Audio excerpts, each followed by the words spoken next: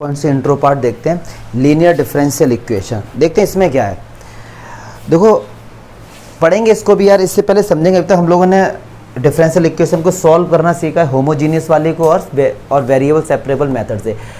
अब अगर मैं एक डिफरेंशियल इक्वेशन लिखता हूँ dy over D x y equals to sine x, भाई इसको सॉल्व करना है। चलिए सबसे पहला काम क्या है, ये चेक करेंगे क्या हम इसको वेरिएबल सेपरेबल मेथड से सॉल्व कर सकते हैं। देखते हैं क्या हम y को एक तरफ और x को एक तरफ कर सकते हैं। यार बिल्कुल नहीं कर सकते, आप दिमाग लगा लो। अगर इस sin x को x के पास लेके आओगे आपको dx एलसीएम लेना पड़ेगा, तो मतलब वेरिएबल सेपरेबल से तो ये नहीं होगा। अब बच्चा हमारे पास होमोजीनियस, वो क्या बोलता था होमोजीनियस, वो ये कहता था कि dy ओवर dx एक तरफ, बाकी सब एक तरफ। फिर उसके बाद x को रिप्लेस कर देंगे लैम्डा x से, y को रिप्लेस कर देंगे लैम्डा y से। क्या लैम्डा कॉमन आ रहा है कॉमन, ऐसे तो बात मत बोले। लैम्डा x ये एंगल है, क्या यहाँ से आप लैम्डा कॉमन ले सकते हैं? अगर लैम्डा कॉमन लिया फिर भी देखो लैम्डा बचा अंदर, तो ये होमोजीनियस फंक्शन नहीं है। अगर ये होमोजीनियस फंक्शन नहीं है तो फिर होमोजीनियस डिफरेंशियल इक्वेशन भी नहीं, फिर ये समझाई ना। अब तीसरी फॉर्मेट बची है, तो वो तीसरी फॉर्मेट क्या है, उसका नाम है लीनियर डिफरेंशियल इक्वेशन। उसकी क्या क्या फॉर्मेट है देखिए। वैसे तो ये बहुत सिंपल है, लेकिन मैं आपको इसका एक प्रूफ बताऊंगा कि ऐसा क्यों है। लेकिन पहले बेसिक चीज़ बताते हैं। दो प्रकार की होती है लीनियर डिफरेंशियल इक्वेशन। इसको लिख लेना, चार्ट बना देता हूँ, बहुत सिंपल है। पहली फॉर्मेट होती है dy over D x plus P y equals to q, सब बताएंगे क्या होता है। और एक होती है d x over d Y plus p x equal, ये दो ही फॉर्मेट में आपको मिलेंगी बस, ठीक है, पहली फॉर्मेट। और यहाँ पर जो p और q होते हैं, या तो ये कांस्टेंट होंगे या फिर ये फंक्शन होंगे किसके, x के, फंक्शन ऑफ x। क्यों x के फंक्शन होंगे? क्योंकि x के रेस्पेक्ट में डिफरेंशिएशन हो रहा है। जब x के रेस्पेक्ट में डिफरेंशिएशन होगा तो ये फंक्शन भी x के फॉर्म में, कहीं कहीं पर किसी बुक में ये p ना देके इसको px लिख दिया जाता है और q को qx लिख दिया जाता है। कंफ्यूज मत होना, एनसीईआरटी में ऐसा नहीं दिया, इसलिए आर डी शर्मा वगैरह में ऐसा ही दिया गया, ठीक है। तो कंफ्यूज मत होना, अगर उन्होंने px लिखा मतलब ये फंक्शन है किसके, x की फॉर्मेट में, ये फंक्शन है किसके, q की फॉर्मेट में। अगर हम नहीं लिखते हैं x वगैरह तो हमको बताना पड़ता है यार कि ये p और q क्या है। क्लियर है? एक लीनियर डिफरेंशियल इक्वेशन इस फॉर्म में होगी, दूसरी इस फॉर्म में होगी। यहाँ पे p और q क्या होंगे, या तो कांस्टेंट होंगे, या तो ये क्या होंगे, कांस्टेंट होंगे, या फिर ये फंक्शन होंगे किसके, y के। क्लियर है? Function of y। अच्छा अब इसको सॉल्व, पहले तो हम आइडेंटिफाई करेंगे कि ये फॉर्मेट है या फिर ये फॉर्मेट है, वो देख के पता लग जाएगा। अगर ये फॉर्मेट है तो इसका सॉल्यूशन क्या होता है, इसका सॉल्यूशन होता है y इंटू इंटीग्रेटिंग फैक्टर, सब बताएंगे ये सब क्या झमेला है, कोई छोड़, इंटू इक्वल्स टू इंटीग्रेशन का sign q into integration factor dx plus C. और इंटीग्रेटिंग फैक्टर को कैसे निकालते हैं, इंटीग्रेटिंग फैक्टर होता है e p dx, इस तरीके से निकालते हैं हम लोग इंटीग्रेटिंग फैक्टर। क्लियर है? अच्छा यहाँ पर आ जाइए, यहाँ पर अगर इस फॉर्मेट में तो कुछ नहीं होगा, x into I F equals to q into I F D Y plus C. और यहाँ पे जो इंटीग्रेटिंग फैक्टर होता है e की पावर p डी वाई। बस यहाँ पे dx क्यों है, यहाँ पे dx था, यहाँ dy क्यों है, यहाँ पे dy। इंटीग्रेटिंग फैक्टर इस तरीके से हम लोग निकाल दिए। ये तो हो गया, देखो आप ऐसे करके आएंगे नंबर पूरे मिलेंगे। नॉलेज नहीं मिली आपको कि ये इंटीग्रेटिंग फैक्टर कहाँ से आया, ये सब क्या है, ये सब आपको नहीं मिल कर देना, फोन देना, ये सब आपको पता नहीं लगे। लेकिन पहले मैं इस पे जल्दी से इसका कंसेप्ट बताता हूँ कि जो बच्चे नॉलेज के लिए पढ़ते हैं यार उनको पता होना चाहिए कि ये सब क्या है, ठीक है। ठीक है, तो ये जो चीज़ मैंने बताई है ये क्या है, केवल आपके नंबर वाली बात है। ये सारी आप दो प्रकार की फॉर्मेट में आपको मिलेगा, या इस फॉर्मेट में या फिर इस फॉर्मेट में, और आप सभी आंसर निकाल दोगे। बात नहीं करो प्लीज़ यार, समझ लो है जल्दी से। अगर मैंने अभी जो एक क्वेश्चन लिखा था वो ये लिखा था कि dy over D x plus y equals to sine x. अभी मैंने बताया था कि ये होमोजीनियस भी नहीं है और वेरिएबल सेपरेबल मेथड से भी सॉल्व नहीं होगी। अब चेक करते हैं कि इनमें से कौन सी फॉर्मेट है। यार अंडरस्टूड है कि ये dx है, यहाँ पर भी dx है, और p और q किसके फॉर्मेट में होने चाहिए, फंक्शन sin x x का फंक्शन है। क्या हम y को y इंटू 1 नहीं लिख सकते, तो p की वैल्यू क्या हो जाएगी, 1 हो जाएगी। और बोला क्या था कि p और q या तो कांस्टेंट होंगे या फंक्शन ऑफ x होगा। अगर मैं कंपेयर करूं यहाँ से तो p की वैल्यू 1 आ गई और q की वैल्यू कितनी आ गई, sin x आ गई। क्लियर है ना। अगर मैं कंपेयर करता हूं तो इस फॉर्मेट में अगर कोई भी डिफरेंशियल इक्वेशन तो इसको ये हम कहते सॉल्व करते, देखिए इसका आंसर क्या आएगा। तो पहले हमको पता है IF निकालना पड़ेगा हमको, तो जल्दी से हम इंटीग्रेटिंग फैक्टर निकालते हैं। तो वो क्या था, e की पावर p dx।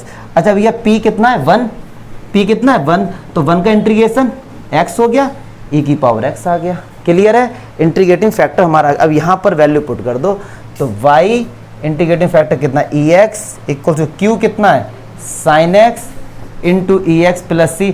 अब ये आइलेट लगा दो, इस पे आइलेट लगा देंगे आप, इसमें आइलेट लगा देंगे। तो सुनो आंसर हमारा ऐसे ही आ गया। क्यों, क्योंकि ये डिफरेंशियल इक्वेशन था, हमारा टारगेट क्या था, डेरिवेटिव हटाना। देखो भैया डेरिवेटिव हट गया और हमारा आंसर आ गया। पूरे 6 मार्क्स आपको ऐसे ही मिल जाएंगे एनसीईआरटी में, डायरेक्ट सॉल्यूशन हर किसी बुक में। बट बहुत से बच्चों को ये पता ही नहीं है कि ये कहाँ से आया, ये कहाँ से आया। लेकिन अगर आपको नहीं भी पता है तो नंबर तो आपको पूरे 6 मिल जाएंगे इसमें। नॉलेज के लिए मैं ज़रूर बताऊंगा कि ये सारी चीज़ें IF की रिक्वायरमेंट क्यों पड़ी, IF निकाला क्यों, और ये सब झमेला वगैरह कहाँ से आया। तो ये 2 प्रकार की फॉर्मेट मिलेंगे, या इस फॉर्मेट में या फिर इस फॉर्मेट में। अगर इस फॉर्मेट में है तो आंसर ये होता है, IF निकालने का फॉर्मूला ये है। अगर इस फॉर्मेट में है तो वो ये जनरल सॉल्यूशन होगा, और IF निकालने का फॉर्मूला। एक एग्जाम्पल लेकर आपको समझा भी दिया मैंने, ठीक है। लेकिन ये जो चीज़ें मैंने समझाई केवल आपको नंबर वाली बताई, नॉलेज वाली बात अभी तक नहीं हुई है। बट हम लोग पढ़ते नॉलेज के लिए, तो एक एक करके बताएंगे। इसको पहले लिख लो आप, ये बहुत काम क्या। चलिए देखते हैं भाई कि अभी जितना सारा हमने सब कुछ पढ़ा था क्या था, उसका यूज़ क्या था और कहाँ से ये सब निकल के आया, तो उसको देखते हैं। यार हमारे पास ये एक डिफरेंशियल इक्वेशन है, होमोजीनियस भी नहीं है, वेरिएबल सेपरेबल से भी नहीं है। तो अब इसे कैसे सॉल्व करें, टारगेट क्या है हमारा कि डेरिवेटिव हटा दो बस। कैसे, क्योंकि जनरल सॉल्यूशन में क्या होता है, डेरिवेटिव नहीं होता। तो लोगों ने बहुत दिमाग लगाया, फिर जब फाइनली उन्होंने काफ़ी कुछ एक्सपेरिमेंट किए तो उन्होंने ये कहा कि यार ये x के रेस्पेक्ट में डिफरेंशिएशन हो रहा है, तो हम एक काम करते हैं, इसमें हम एक x के फंक्शन से मल्टीप्लाई कर देते हैं। ठीक है, तो मैंने क्या किया, x का एक फंक्शन लिया, मान लो gx, उससे इस तरह मल्टीप्लाई कर दिया, p gx y, और इधर भी। अच्छा मल्टीप्लाई कर सकते हैं, लेकिन आपको रीज़न पता होना चाहिए क्यों किया। 1 मिनट दे दो जरा बस मुझे। पहला तो रीज़न यही है कि x का था, इसलिए x का के नीचे y होता तो हम gy से मल्टीप्लाई कर देते। अब सुनो, यहाँ से जो अगली लाइन है, एनसीईआरटी में तो खैर उन्होंने डायरेक्ट लिखा है, बच्चों को समझ नहीं आता वो चीज़। अब सुनो, टारगेट क्या हमारा कि हम कैसे भी dy/dx हटा दें। समझ रहे हो ध्यान से, टारगेट तो यही ना हमारा कि dy/dx हम कैसे हटा दें। तो यार एक बात अगर मैं आपसे कहूँ और आप लॉजिक लगाना समझाने के लिए कि इसका डिफरेंशिएशन करो, मैंने आपसे कहा y इंटू जी एक्स का x के रेस्पेक्ट में डिफरेंशिएशन करो, तो क्या होगा, gx को छोड़ा dy/dx मिला, यस और नो, और वही तो हमको यहां पर दिखाई दे रहा है। तो अगर मैं ऐसा करूं कि इसको मैं इस फॉर्मेट में कैसे भी जुगाड़ करके कन्वर्ट कर दूं, तो ये पूरे से ये पूरा कैंसिल हो जाएगा। और हमारा टारगेट क्या था, हमको dy/dx से हमको यहाँ से हटाना था। तो उस बुक में लिखा गया एनसीईआरटी में कि भाई gx जो फंक्शन आपने लेट किया है वो इस तरीके से लेट करो, इस तरीके से लेट करो। बुक में देख लेना लिखा हुआ है, इस तरीके से आपको लेट करना है कि जो gx dy/dx, मतलब इसकी बात कर रहे हैं, p gx y, ये क्या हो जाए, ये डेरिवेटिव हो जाए y इंटू जी एक्स का। ऐसा उन्होंने क्यों बोला है, ऐसा उन्होंने इसलिए बोला है क्यों हमको पता है अगर इसका डिफरेंशिएशन होगा तो ये हमको मिलेगा और ये कैंसिल हो जाएगा। अभी देखिए आप, gx dy/dx, इसको पास पा ले लो, कोई दिक्कत नहीं, py gs कैसे भी लिख सकते हैं। अब देखिए, अच्छा भाई हमने gx को लीव किया, y का डिफरेंशिएशन dy/dx, y को लीव किया, और ये gx का g'(x), यस और नो। देखो ये कैंसिल हो गया। हमारा टारगेट क्या था, dy/dx को हमें हटाना था। अब देखिए, अच्छा y से y हट गया, यस और नो, तो p बराबर कितना आया, g'(x) अपॉन gx। क्लियर है ना। अच्छा जी, अब सुनो, मैंने क्या किया, दोनों तरफ इंटीग्रेशन का साइन लगा दिया। अब एक बात सुनो, अगर आप इसको लेट करोगे तो क्या ऊपर वाला कैंसिल नहीं होगा? होगा नहीं होगा? यस और नो? इसको लेट करेंगे, इसका डिफरेंशिएशन क्या होगा, जी डैश एक्स, ऊपर वाले से ऊपर वाला कैंसिल हो जाएगा। तो लेट जी एक्स को टी लेट किया, फिर इसका क्या करते थे, डिफरेंशिएशन, तो G dash X D x over D T. दिख रहा है नहीं दिख रहा है? ये दिख रहा है, ठीक है, क्लियर है मल्होत्रा यहाँ तक? तो देखिए ये ऊपर वाले से कैंसिल हो जाएगा, तो ये कितना होगा, पी डी एक्स, ये हो गया 1/t dt।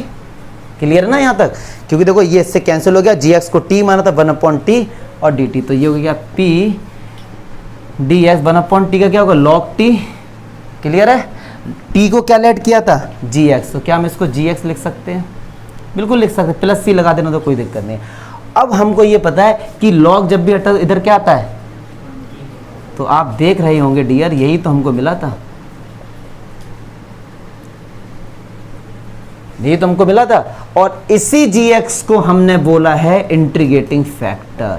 इसीलिए आप देख रहे होंगे मैंने बोला था कि e raise to the power integration p into d x का मल्टीप्लाई, इसी को बोलते हैं इंटीग्रेटिंग फैक्टर। इंटीग्रेटिंग फैक्टर होता है क्या, इंटीग्रेटिंग फैक्टर एक ऐसा फंक्शन है, ये भी एक फंक्शन है जो कि इस टाइप की डिफरेंशियल इक्वेशन इजी कर देता है कि उनका इंटीग्रेशन हम लोग कैसे सॉल्व करेंगे, कैसे फाइंड करेंगे उनका। ठीक है, तो ये हमारा आई एफ निकल के आ गया। अब जी एक्स का हमने हर तरफ मल्टीप्लाई किया था, ये रहा, तो कुछ नहीं करना है। अब जी एक्स की जगह ये वैल्यू हम लोग पुट कर, पहला तो प्रूफ हो गया जो मैंने कहा था आई एफ, अब दूसरा प्रूफ होते हैं। जी एक्स की वैल्यू यहाँ पुट कर देंगे, तो चलो मैं यहाँ से पुट करता हूँ।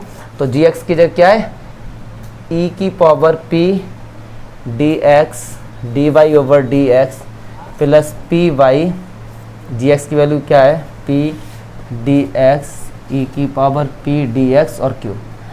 देखिए वैसे समझ आ जाए अच्छी बात है, हम इसको ये भी लिख सकते हैं D over D x Y into E की पावर, प्रोडक्ट रूल लगा देना, यही निकल के आ जाएगा।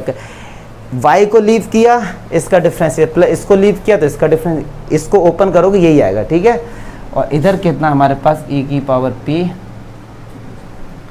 क्लियर है? अच्छा, d ओवर डी एक्स कैसे हटाएंगे, एंटी डेरिवेटिव इंटीग्रेशन ले लेंगे दोनों तरफ, तो इधर भी इंटीग्रेशन लेंगे और इस तरफ भी इंटीग्रेशन लेंगे। क्लियर है? जब इस तरफ इंटीग्रेशन लेंगे तो ये साइन हट जाएगा और इधर क्या आ जाएगा, इंटीग्रेशन का। तो अब मैं यहाँ पे लिखता हूँ, समझते रहना बस, काम है समझाने का।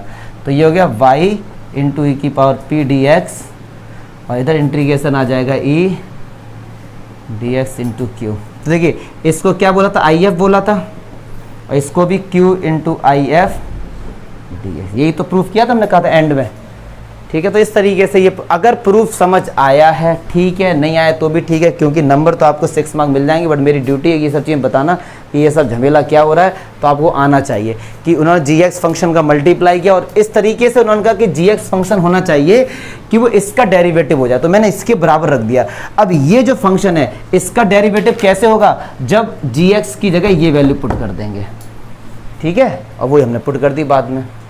मतलब ये है कि ऐसा फंक्शन निकल के आ गया है कि अगर इस फंक्शन का हम लोग मल्टीप्लाई कर दें तो डेरिवेटिव अपने आप हट जाएगा। टारगेट ये होता है डेरिवेटिव हटाना होता है। मुझे नहीं लगता कोई डाउट होगा, है तो पूछो भाई मल्होत्रा, है तो पूछिए।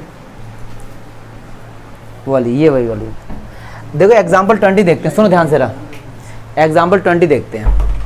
अब यार दिमाग में ऐसा मत सोचो कि ये एग्जाम्पल 20 है, ये 6.6 का है, नहीं सॉरी 9.6 का है, तो ये पक्की बात है कि लीने वाला। समझो वेरिएबल सेपरेबल हो नहीं सकता है, क्यों, x का डिवाइड करेंगे, मान लो x यहाँ से हट जाएगा, इसके साथ आएगा, x अलग नहीं हो रहा है, होमोजीनियस होगा नहीं, चेक कर लेना। तो अब रही बच्ची लीनियर ही होगा।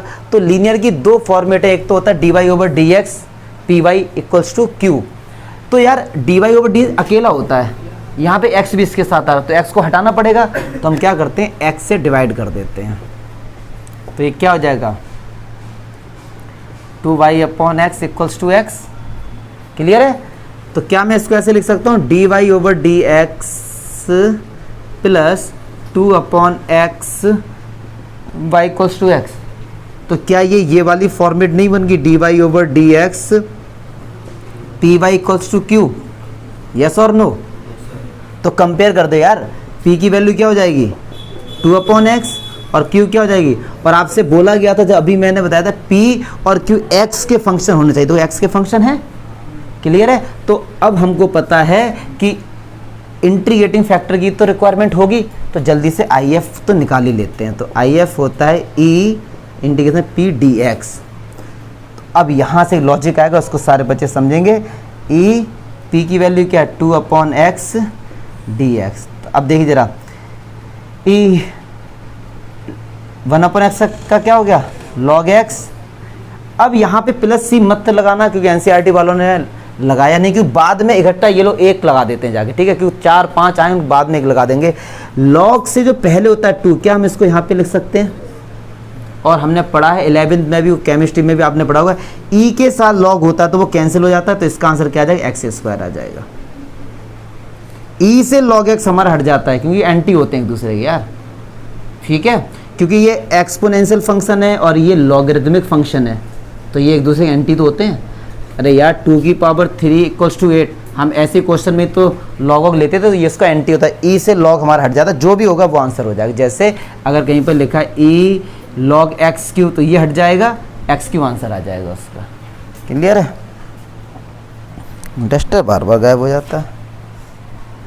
चलिए अच्छा, तो इंटीग्रेटिंग फैक्टर निकाले। अब देखिए किसी बुक में क्या है कि इसमें आई एफ का मल्टीप्लाई कीजिए फिर आंसर आएगा, बट हम लोग डायरेक्ट यहाँ पे लिख सकते हैं सॉल्यूशन ऑफ डिफरेंशियल इक्वेशन। हमने पढ़ा है, अभी पढ़ा है, वो क्या होता है y × IF = Q × IF dx।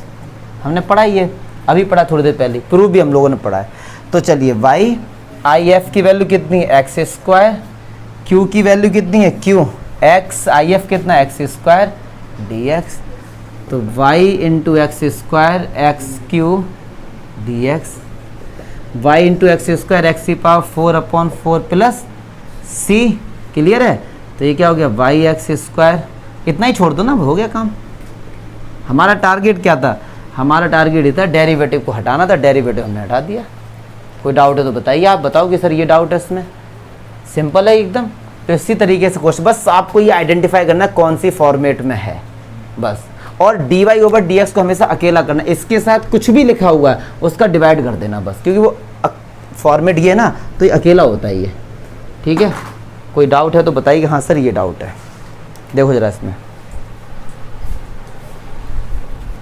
ये अच्छा क्वेश्चन, देखते हैं इसको। y × dx माइनस दीजिए, अब कहा गया कि जनरल सॉल्यूशन फाइंड करो इसका, मतलब इसको सॉल्व करना है। तो ये dx है dy, सबसे पहला काम क्या हमारे पास कि dy/dx को या dx/dy को एक तरफ कर लेते हैं, सबसे पहला काम तो यही है। तो y dx = x + 2y² dy। अब देखिए हमारा एक माइंड सेट है कि सबसे पहले दिमाग में आता है dy/dx, तो हम वही करते हैं, क्योंकि हम रटेंगे नहीं कि इसमें dx/dy एक तरफ आएगा। नॉर्मली हम ये करेंगे y/x + 2y² dy/dx। और dy/dx वाली फॉर्मेट क्या होती थी? वो ये होती थी, अभी हम लोगों ने पढ़ी है, py = q, यही तो होती थी भैया। dy/dx तो ये है कि अब ये कैसे आप हटाओगे? ये सब आप खुद देख लीजिए, आप सॉल्व नहीं कर सकते इसको। तो पक्की बात है कि ये dy/dx के फॉर्मेट से अब ये नहीं हो पाएगा। तो एक और फॉर्मेट है dx/dy वाली, तो उससे चेक करेंगे, वरना डायरेक्ट भी हम लोग कर सकते थे इसको, तो वो रटने वाली बात हो गई। तो चलिए इसे इस तरफ लेके आएंगे, dx/dy, ये y है इधर, ये हो गया x + 2y²। चलिए भाई हम लोग क्या करते हैं, y से डिवाइड कर देते हैं, तो ये हो जाएगा x/y और ये हो जाएगा 2y। क्लियर है ना? चलिए dx/dy माइनस का x/y = 2y। तो ये देखो ये वाली फॉर्मेट में आ गया क्या, dx/dy + px = q। तो p कितना हो गया माइनस का 1/y और q कितना हो गया 2y हो गया। और यही हमने पढ़ा था, p और q दोनों ही y के फंक्शन होने चाहिए थे। तो p की वैल्यू अगर मैं कंपेयर करता हूँ तो माइनस का 1/y, q की कंपेयर करता हूँ तो ये 2y हो गया। अब निकालेंगे इंटीग्रेटिंग फैक्टर। अब देखिए इंटीग्रेटिव फैक्टर में y आएगा यहाँ पे dy। तो चलिए वैल्यू पुट करिए, माइनस का 1/y dy।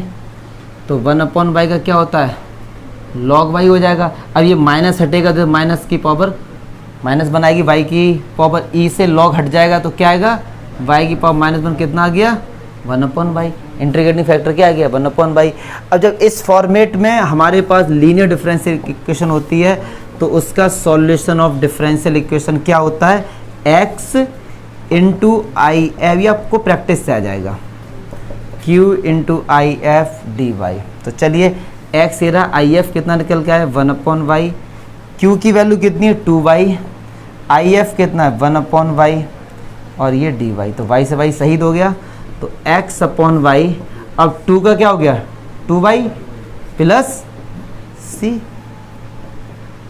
आ गया हमारा। तो ऐसा नहीं कि हर बार आपको dy/dx वाली फॉर्मेट मिले, वो आपको चेक करना पड़ेगा कि वो कौन सी फॉर्मेट है। और बहुत से बुक में क्या होता है मैं बता दूं, आई एफ निकाल कर इसमें मल्टीप्लाई करते हैं इस वाली फॉर्मेट में, तो भी आंसर आएगा, लेकिन वो बहुत लेंथी हो जाएगा। आप लोग डायरेक्ट भी कर सकते हैं, मार्क्स पूरे मिलेंगे आपको, क्योंकि एनसीईआरटी में किया गया इस तरीके से। तो ये मैंने एग्जाम्पल भी आपको बता दिए हैं इसके। लास्ट एग्जाम्पल 23 देखते हैं। कह रहे हैं find the equation of the curve passing through the point 0,1। Find the equation of a curve passing through the point 0। अगर इसका डायग्राम बनाए, मतलब एक कुछ इस तरीके का कर्व है, मतलब ये पॉइंट हमारे 0,1। तो कह रहे हैं कि find the equation of the curve, एक जो कि इस पॉइंट से होता हुआ जा रहा है। If the slope of a tangent to the curve at any point, मान लो कोई एक पॉइंट है x, y, यहाँ से एक टेंजेंट जा रहा है, ठीक है। कह रहे हैं इसका जो स्लोप है, तो यार इसका स्लोप क्या होगा dy/dx होगा। वो किसके इक्वल है, equal to the sum of the x coordinate, abscissa बोलते हैं जिसको, सही बात है, क्लास 9th में पढ़ा, and the product of the x coordinate and the y coordinate. बस ये दिया गया है हमको। क्या होगा एब्सिसा, नहीं पता क्या होता है? अरे कहीं पर अगर x, y है तो इसको एब्सिसा बोलते थे, इसको ऑर्डिनेट बोलते थे, ठीक है, और पूरे कॉम्बिनेशन कोऑर्डिनेट। तो बस ये बन गई हमारे पास डिफरेंशियल इक्वेशन।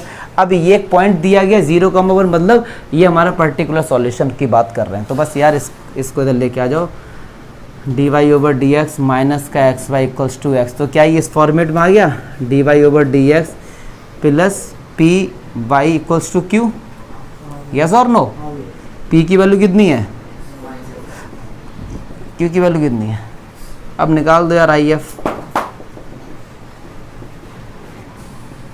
क्लियर, यहाँ से आई एफ निकल के आ जाएगा, और जो आई एफ आएगा उसकी वैल्यू पुट कर देना किसमें, y इंटू आई एफ और q into I F D x. Clear है? तो इस तरीके से हम लोग लीनियर डिफरेंशियल इक्वेशन के सारे कंसेप्ट क्लियर कर लिए। बहुत मज़े ले रहे बेटा हैं, सही है, ले लो मज़े।